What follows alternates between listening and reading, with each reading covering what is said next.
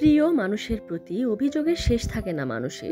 অভিযোগ করার কারণও থাকে বটে। একটা বার ভেবে দেখুন তো, আপনার খারাপ সময়ে যার সামান্য সঙ্গ দেওয়ার সময় হয় না, যে আপনার জন্য ব্যাকুল হয়ে থাকে না, সে আপনার প্রিয়জন কিংবা প্রিয় মানুষ হয় কি করে? আপনাকে বুঝতে হবে, শুধু আপনার কাছেই প্রিয় হলেই তো হবে না, তার কাছেও আপনার গ্রহণযোগ্যতা থাকতে হবে, প্রিয় থাকতে হবে আপনাকে। জানেন তো, প্রিয় জিনিসের প্রতি মানুষের আলাদা একটা যত্ন থাকে, আলাদা ভালোবাসা থাকে, আলাদা টান থাকে। প্রিয় জিনিস মানুষ সহজে অবহেলায় ফেলে রেখে যায় না, চোখের আড়াল হলেই পাগল হয়ে যায়, হারাতে চায় না কিছুতেই। কিন্তু যে আপনাকে তার প্রিয় মানুষই ভাবেনি কখনো, তার কাছে অধিকার বোধ দেখাবেন কিভাবে? ভালোবাসা, সম্মান, যত্ন এবং টান পরস্পরের মধ্যে সমপরিমাণ না হলে সেখানে একতরফা ভাবেই সম্পর্ক এগিয়ে যায়। এগিয়ে যেতে যেতে একটা সময় পর এক পক্ষ ঠিকই অনুধাবন করতে পারে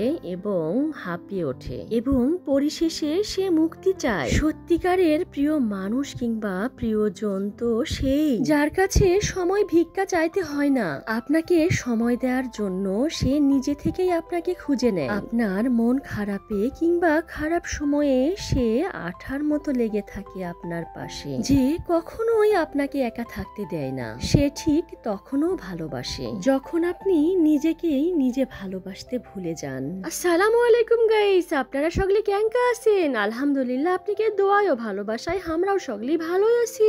এই যে দেখো, সাত সকালবেলা আমি হাঁটাহাঁটি করার জন্য বাড়াইয়া পড়িছি আমার সাথে, তাই আমার প্রাণের স্বামীও আজকে আলছে। আজকে আমরা কদুর আলছি কন্ত হয় ঠিকই বুঝতে পারিছি। এটা হলো জাতীয় ক্রীড়া কমপ্লেক্স। আমাদের বাড়ির থেকে এটি আসতে 2 মিনিট সময় লাগে। এই জায়গাটা আমার কাছে তো খুবই খুবই ভালো লাগে, সেই জন্য আমি প্রায় এই জায়গাতে হাঁটাহাঁটি করার জন্য আসি। এটা জাতীয় ক্রীড়া কমপ্লেক্সের মধ্যে পুরাতন একটা বাড়ি। এই বাড়িটা আমি অনেকদিন থেকে ফলো করি, কিন্তু ওটার সাহস পাইনি। আজকে আমি ওটার সাহস পাইছি এর উপরে, তাই তো আমি আনা এটা ঘুরে ঘুরে দেখে নিনো। অনেক পুরাতন একটা ঘর, সে ঘরের মধ্যে দরজা লাগানো আছে আর দেখতেও ভয় লাগিচ্ছে, ভাঙ্গা চুরাও গেছে দরজা। এই দেখো, এটা হলো ছোট পটকা বড় ধামাকা। এক না পুচ্চে কোন আসল, তাই এত সুন্দর করে ব্যায়াম করিচ্ছে না আমাক দেখে, তাই সোল করছে। আন্টি ইনকা করে হাঁটাহাঁটি করলে হবে না, আমার মতন ইনকা করে ব্যায়াম করা লাগবে। আপনি কদিনই কথা, আমি ইনকা করে এখন সকলের সামনে ব্যায়াম কিনকা করে করি কত। আমি তো ব্যায়াম করি একটা ঘরের মধ্যে কেউ যা না দেখতে পারে, সেই জন্য চুপচাপ নিরিবিলি পরিবেশে ব্যায়াম করি আমি। ও বাপুরে বাপু, এক না সোল হামাক তাই আবার বুক ডাউন দেওয়া শিখাচ্ছে। বাপরে বাপ, ভাবা যায়। এই কিউটি বাচ্চাটা তো আমার খুবই খুবই পছন্দ আছে। আমি তো কোলের মধ্যে লিয়ে আদর করা শুরু করে দিন। অর্থাৎ সে আবার যে সে সুন্দর হেড পরে নেয়। আমাকে কাছে আন্টি